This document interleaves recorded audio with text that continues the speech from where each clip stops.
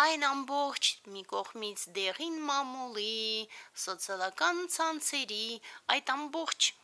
բամբասանքների, տարօրինակ խոսակցությունների եւ այլնի ֆոնին շատ դժվար է պահպանել տեղեկատվական հիգիենան, սակայն այն դառնում է նախապայման, առանց դրա ընդհանրապես հնարավոր չէ իրականում սովորել մտածել։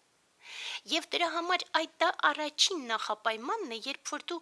զուտ սկսում ես հասկանալ, ինչը ընդհանրապես իմաստ ունի կարդալ, լսել, մտածել, տեսնել եւ այդպես շարունակ, սա առաջին նախապայմանը, եւ այստեղից հասկանալ, իսկ որն է ճիշտ, որն է սխալ։ Այսինքն սեփական դատողությամբ հասկանալ նախ որ ինֆորմացիան է ինքնին ճիշտ որն է սխալ,